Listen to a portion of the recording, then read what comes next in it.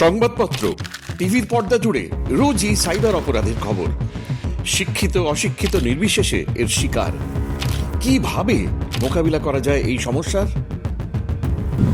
আজ কথা বলে নেব সেই মানুষটির সাথে যিনি শুধু রাজ্যে বা নিজের দেশে নয়, বিদেশের মাটিতেও সফলতার সাথে সাইবার ক্রাইম বা সাইবার অ্যাটাক থেকে বাঁচবেন কি করে সে বিষয়ে সচেতন করেছেন সকলকে, শুধু কোম্পানি নয় সাধারণ মানুষকে। চলুন আলাপ করে নিই সেই মানুষটির সাথে, জেনে নিই একাধিক বিষয়।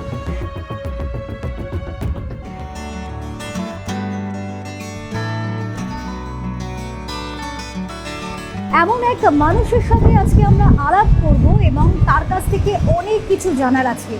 যেমনটা আমরা আজকে আমাদের দৈনন্দিন জীবন হোক বা ব্যবসা ক্ষেত্র, সেক্ষেত্রে বারবার কিন্তু আমাদের সামনে যেটা প্রশ্ন চিহ্ন হয়ে দাঁড়ায় তা হলো সাইবার সিকিউরিটি। সেই সাইবার সিকিউরিটি নিয়ে কিন্তু আমরা এই মুহূর্তে দাঁড়িয়ে যথেষ্ট দ্বিধাগ্রস্ত। অনেক প্রশ্ন আমাদের মনে ঘোরে, কি করে বাঁচবো এর থেকে, কিভাবে সিকিউর করব নিজেকে এবং নিজের যে ব্যবহৃত জিনিসগুলো, সফটওয়্যারগুলোকে, ডিভাইসগুলোকে। চলুন এমন সমস্ত প্রশ্নের উত্তর কিন্তু আজকে জেনে নেব যে মানুষটির সাথে কথা বলবো। আলাপ করিয়ে দেব প্রথমে সাইবার সিকিউরিটি বিশেষজ্ঞ মিস্টার দীপ্তেশ সাহা। নমস্কার। এবং আজকে আমাদের এই পাওয়ার ইন বেঙ্গলের মানুষের যেটা প্রশ্ন, সাইবার সিকিউরিটি এই মুহূর্তের ভীষণ প্রাসঙ্গিক একটি বিষয়। সেখানে কিভাবে মানুষ নিজেকে সিকিউর করতে পারে, নিজের ডিভাইস সিকিউর করতে পারে, এবং সেক্ষেত্রে আপনাদের যে কাজগুলি রয়েছে শুধুমাত্র রাজ্যে তো নয়, দেশেও নয়, দেশের বাইরেও এই ধরনের বিভিন্ন বিষয় নিয়ে আপনারা কাজ করছেন। তো কিভাবে কাজ করেন আপনারা এবং কোন কোন থ্রেট এই মুহূর্তে দাঁড়িয়ে ভীষণ ইম্পর্টেন্ট? ধন্যবাদ। দেখুন, সাইবার ক্রাইম কমপ্লিটলি তো বন্ধ করা সম্ভব নয়। এটাকে বাস্তবসম্মত ভাবে বলা সম্ভব নয়, কারণ আপনি যদি লাস্ট ইয়ারের ডেটা দেখেন, ইন্ডিয়ার ফিনান্সিয়াল ফ্রড অ্যারাউন্ড 23,000 crores, যেটা আমরা সাইবার ফ্রড বা সাইবার ইনসিডেন্ট থেকে আমরা দেখেছি অনলি শুধু ইন্ডিয়া স্পেসিফিক ডেটা। তো সেখানে দাঁড়িয়ে আজকে যেটা আমাদের সবচেয়ে বেশি জরুরি হচ্ছে সাইবার অ্যাওয়ারনেস ড্রাইভ। তো এই সাইবার অ্যাওয়ারনেস ড্রাইভ, তার সাথে প্রযুক্তির কিভাবে আমরা ব্যবহার করছি আর সঠিক আইন, এই তিনটে যদি থাকে তাহলে আমরা অনেকটাই এই সাইবার ক্রাইম থেকে মোকাবিলা করতে পারবো। আপনি যদি ইন্ডিয়া স্পেসিফিক ডেটা দেখেন, যেভাবে পোস্ট কোভিড ইন্ডিয়ার র্যাপিড ডিজিটাইজেশন হয়েছে, সেখানে দাঁড়িয়ে আজকে আমাদের active internet users almost 1 billion plus, এবং interestingly 55% of that internet subscribers are from rural India.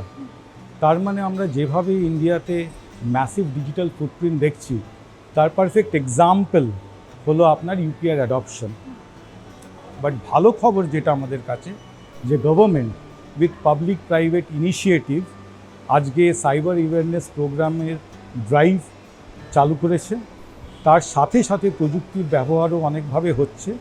আর যেটা ভেরি রিসেন্টলি গভর্নমেন্টের যে ল্যান্ডমার্ক ডিপিডিপি ল, যেটাকে আমরা ডেটা প্রোটেকশন এবং ডেটা প্রাইভেসি ল বলি, সেটাও পাবলিশ, তার যে রুলস আছে সেটা 26 সেপ্টেম্বরে পাবলিশ করা হয়েছে। এবং এই প্রসঙ্গে আমাকে যদি বলতে হয় তাহলে বলবো, ডিপিডিপি লর অন্তর্গত আপনার যে কোনো ডেটা যদি কোনো সংস্থা নিচ্ছে, সেই ডেটাকে কিভাবে ব্যবহার করা হচ্ছে, সেই ডেটা কতটা ডেটা কালেক্ট করছে, এবং সেই সংস্থা আপনার ডেটার যদি ব্রিচ হয় তার জন্য কমপ্লিটলি দায়ী। এবং এই লতে 50 crores থেকে আপ টু 250 crores-এর একটা ফাইনের প্রভিশন রয়েছে। তো ডেফিনেটলি গভর্নমেন্ট রাইট মেজার্স নিচ্ছে to cater to the cyber crime. এই আইন লাস্ট যে গভর্নমেন্ট 26শে ডিসেম্বর এর রুলসগুলোকে পাবলিশ করেছে, এই আইন অনুযায়ী যেটা বলছে যে কোনো সংস্থাকে তাদের যে ইনফরমেশন তারা কি কারণে কালেক্ট করছে, কতটা কালেক্ট করা উচিত, তার একটা ডিটেলস সেটা লেআউট করতে হবে, তার ডিটেলস। তারপর সেই সংস্থাতে একজন data protection, data privacy officer থাকতে হবে, যিনি পুরো এটাকে তদারকি করবেন। তার আন্ডারে যে আপনারা কী টাইপের ডেটা করছেন তার ক্লাসিফিকেশন অফ ডেটাটাকে তৈরি করা, এবং ইন কেস যদি ডেটা ব্রিচ হয় সেখানে ডেটা প্রোটেকশন বোর্ডকে কমপ্লিটলি অল ডিটেলস সাবমিট করা যে আপনারা কি কি কোম্পানিতে প্রসেস অ্যাডপ্ট করেছেন টু মেক শিওর যে আপনার ডেটা কম্প্রোমাইজ হচ্ছে না। এক্ষেত্রে আপনারা কিভাবে কাজ করে থাকেন? বিভিন্ন কোম্পানির ক্ষেত্রে যদি কথা বলি তাহলে সেক্ষেত্রে তো সাইবার সিকিউরিটিটা অনেকটা বেশি তাদের এ বিষয়ে সতর্ক থাকতে হয় এবং অনেক স্টেপ নিতে হয়। তো সেক্ষেত্রে আপনারা এই বিষয়ে কিভাবে কাজ করে থাকেন? কোম্পানির ক্ষেত্রে যেটা হয়ে দাঁড়ায়, অ্যাডিশন টু দিস, কোম্পানি সবার আগে যেটা দরকার কোম্পানির তরফ থেকে যে একটা প্রপার পলিসি ডকুমেন্টেশনকে নথিবদ্ধ করা এবং সেই প্রসেসগুলোকে প্রপারলি এন্ড ইউজারের অবধি সেটার অ্যাওয়ারনেস ক্রিয়েট করা খুব জরুরি। আর এই প্রসেসের মধ্যে সবচেয়ে যেটা মোস্ট ইম্পর্টেন্ট প্রসেস হলো আপনি যদি কোনো সাইবার অ্যাটাক হয় সেটাকে আপনি কি করে রেসপন্ড করবেন এবং তার জন্য কিভাবে প্রস্তুতি নেবেন সেটা খুব জরুরি। এবং এই প্রসেসগুলো কোম্পানি অ্যাডপ্ট করলে আমরা এটার থেকে অনেক তাড়াতাড়ি মুক্তি পেতে পারি। আরও একটা বিষয় এই মুহূর্তে দাঁড়িয়ে ভীষণ প্রাসঙ্গিক, আমরা প্রায়শই শুনে থাকি সাইবার সিকিউরিটিতে ডিভাইস বা সফটওয়্যারকে সিকিওর করার থেকে অনেক বেশি সাইকোলজিক্যাল ওয়েতে সিকিওর হয়ে যাওয়াটা খুব ইম্পর্টেন্ট। তো এটা কি সত্যি? একদম, এটা সত্যি। আপনি যদি দেখেন আজকের সাইবার ক্রিমিনালসরা তারা কিন্তু অ্যাকচুয়ালি আপনার ডিভাইসকে হ্যাক করছে না, ওরা অ্যাকচুয়ালি প্রথমে আপনাকে হ্যাক করছে, আপনার সাইকোলজি আন্ডারস্ট্যান্ড করছে এবং যেটাকে আমরা টেকনিক্যালি বলি সোশ্যাল ইঞ্জিনিয়ারিং অ্যাট্যাক, এবং আপনার থ্রু দিয়ে আপনার ডিভাইসকে হ্যাক করে আপনার ক্রিটিক্যাল ইনফরমেশন তারা সেগুলোকে সংগ্রহ করছে। তো এক্ষেত্রে আমাদের হিউম্যান অ্যাওয়ারনেস, আমাদের সচেতনতা, যেটা আমরা সবচেয়ে বলি যে আপনারা সবাইকে বিশ্বাস করুন কিন্তু একবার ভেরিফাই করে নিন, এইটা হচ্ছে খুব জরুরি যে কোনো মানুষের ক্ষেত্রে যে কোনো ইনফরমেশন বা যে কোনো ডেটা শেয়ার করার আগে। কিন্তু সেক্ষেত্রে দেখুন আমরা তো বিভিন্ন রকম অ্যাপ ইউজ করি এবং অ্যাপগুলি যখন ডাউনলোড করি তখনই কিন্তু আমাদের এগ্রি করার পার্টটা আসে এবং আমরা এগ্রি করতে করতে চলেও যাই। তো সেক্ষেত্রে কি সেই সিস্টেমে কি সচেতন হওয়ার প্রয়োজনীয়তা সব থেকে বেশি? অ্যাবসলিউটলি। আজকে আমরা যে কোনো অ্যাপ ডাউনলোড করছি সেই অ্যাপের প্রয়োজনীয়তা কী আছে, তারা কি কি ডেটা কালেক্ট করছে। আপনি ধরুন আজকে আপনি গুগল প্লে স্টোর বা অ্যান্ড্রয়েড অ্যাপ স্টোরে যদি যান, সেখানে আপনি কি কি তারা ডেটা ইনফরমেশন কালেক্ট করছে সেই ইনফরমেশনগুলো আপনি দেখতে পাবেন। এবং বাই ডিফল্ট যেটা হচ্ছে আমরা আজকে অ্যাকসেপ্ট করে নিই এবং সেখানে আমাদের একটা কনসেন্টের ব্যাপার সেই সংস্থার কাছে চলে যাচ্ছে, যার কারণে তারা সব ইনফরমেশন নিচ্ছে।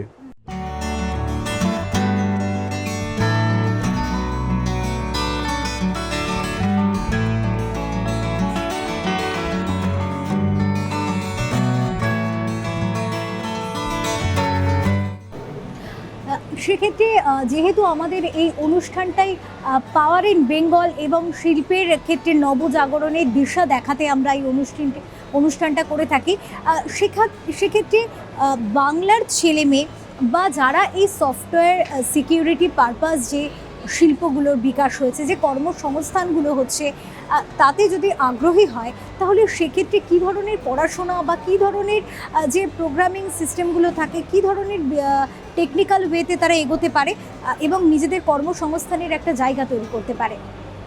একটা কথা বলি, এই মুহূর্তে দাঁড়িয়ে সাইবার সিকিউরিটির যা জব রিকোয়ারমেন্ট আছে সেটা আইটির ক্ষেত্রে সবচেয়ে বেশি। এবং আপনি যদি প্রেজেন্টলি ইন্ডিয়ার ডেটা দেখেন, আমাদের 1 মিলিয়ন সাইবার সিকিউরিটি প্রফেশনালস দরকার, কিন্তু রাফলি ইন্ডিয়াতে এখন 3.5 থেকে 4 লক্ষ সাইবার প্রফেশনালস আছে। দ্যাট মিনস নিয়ারলি 50% আমরা শর্টেজে আছি অ্যাগেন্স্ট দ্য ডিম্যান্ড। তো সেক্ষেত্রে দাঁড়িয়ে আপনার কাছে যদি রাইট স্কিল থাকে তাহলে আপনি এটাকে অ্যাজ আ কেরিয়ার হিসেবে নিতে পারেন। Next 5 to 10 years there is a huge potential into this portfolio. নাও যদি কাউকে সাইবার সিকিউরিটিতে কেরিয়ার শুরু করতে হয় ফ্রেশার্সদের ক্ষেত্রে, সেখানে আপনার 3 রকম জব অপরচুনিটিস আছে। প্রথমটা হচ্ছে সিকিউরিটি অ্যানালিস্ট পজিশন, তারপর হচ্ছে অডিট অ্যান্ড অ্যাসেসমেন্ট, আর তৃতীয় যে জব অপরচুনিটি আছে সেটা হচ্ছে R&D টেস্টিং প্রোডাক্ট ডেভেলপমেন্টে।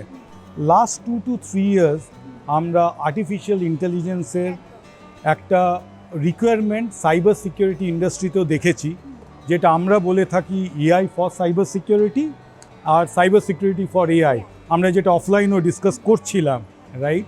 তো এআই ফর সাইবার সিকিউরিটিতে আমরা যখন কোম্পানিতে প্রোডাক্ট ডেভেলপ করছি বা কোনো প্রসেস ডেভেলপ করছি, সেখানে আর্টিফিশিয়াল ইন্টেলিজেন্স, মেশিন লার্নিং বা ন্যাচারাল ল্যাঙ্গুয়েজ প্রসেসিং, সেগুলোকে ইউজ করে কী করে আমাদের প্রোডাক্টকে আরও ডেভেলপ করতে পারি, আমাদের প্রসেসগুলোকে অপটিমাইজ করতে পারি, সেখানে একটা এআইয়ের একটা বড় রোল আছে।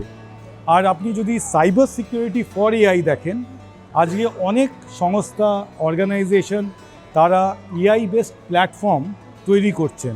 তা আপনি যখন এআই বেসড প্ল্যাটফর্ম তৈরি করছেন, সেখানে আপনি কি করে লার্জ ল্যাঙ্গুয়েজ মডেল বা ডেটা মডেলিং বা প্রম্পট ইঞ্জিনিয়ারিংয়ের ক্ষেত্রে কিভাবে সিকিউরিটিটাকে এমবেড করছেন, সেখানে সাইবার সিকিউরিটি ফর এআইয়ের একটা বড় ভূমিকা রয়ে যাচ্ছে।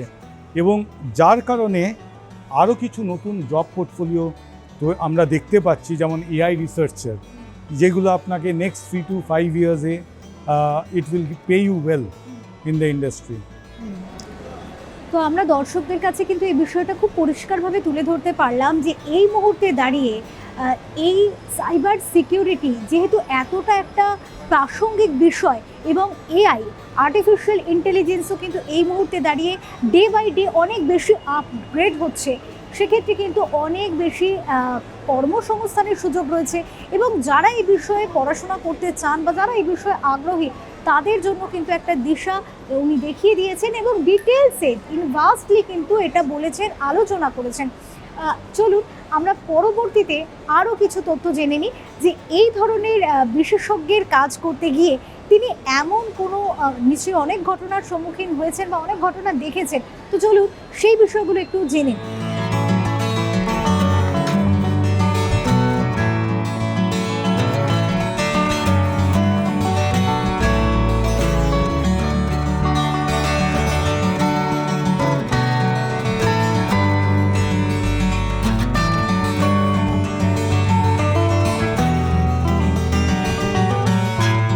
বর্তমানে আমরা তো অনেক বিষয় নিয়ে কথা বললাম এই সিকিউরিটি, সাইবার সিকিউরিটির ওপরে।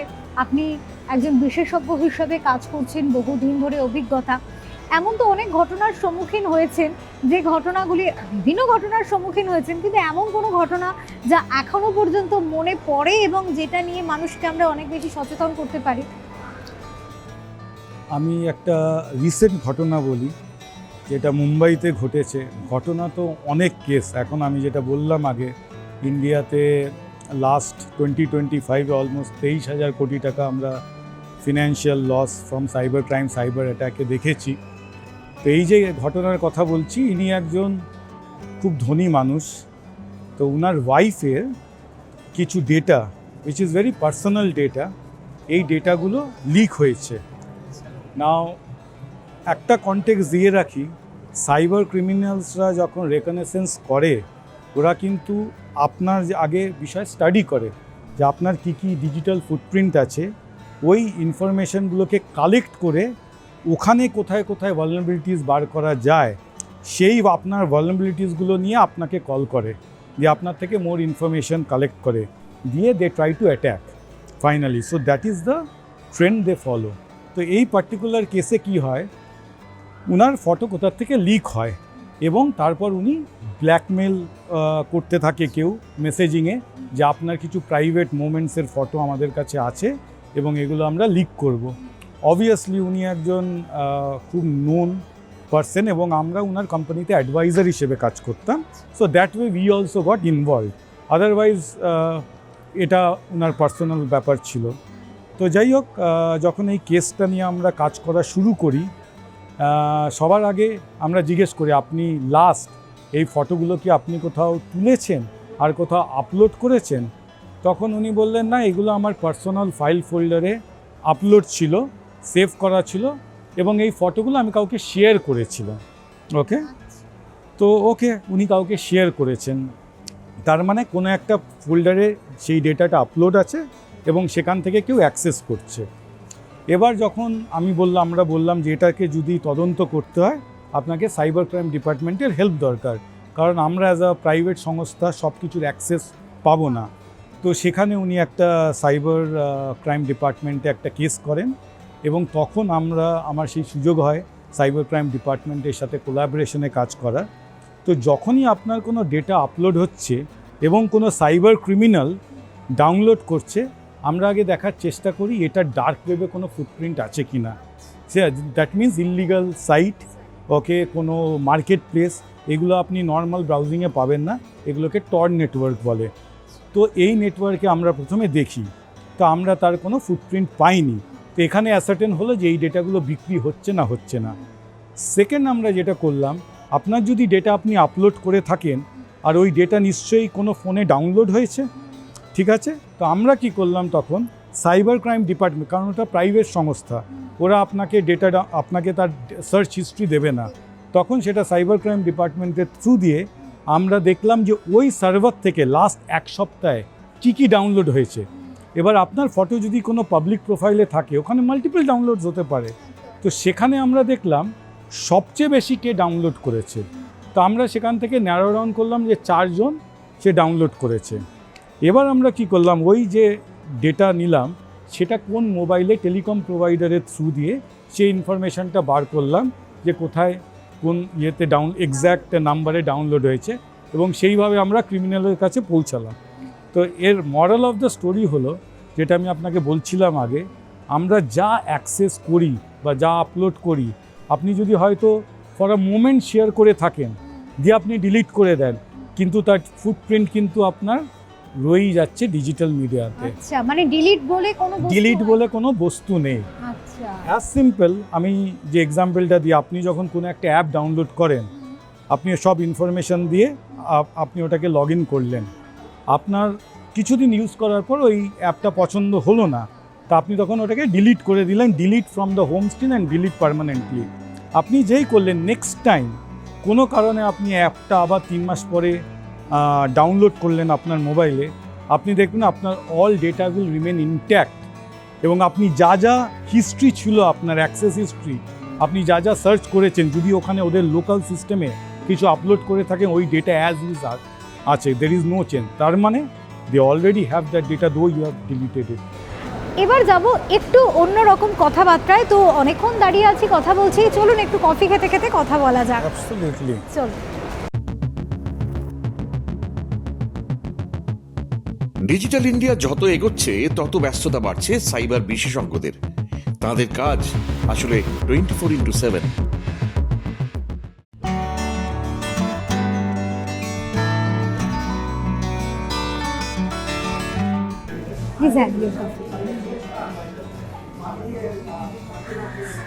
যেমনটা আমরা কথা বলতে বুঝছিলাম, একজন বিশেষজ্ঞ হিসাবে এবং যেহেতু সাইবার সিকিউরিটি বিশেষজ্ঞ হিসাবে দায়িত্ব তো অনেক গুরুত্বপূর্ণ, এবং গুরুত্বপূর্ণ দায়িত্ব নিয়ে দায়িত্বের যে ভারটা থাকে, এই দায়িত্বভারের ফাঁকে কি কখনো অবসর পাওয়া যায়?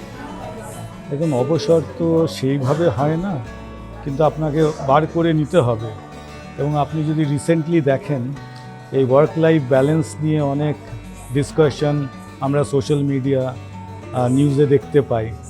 আমি তার মধ্যে না গিয়ে, যেটা আমাদের জব সেটা definitely very high pressure job, কারণ আমাদের we are responsible for companies complete security.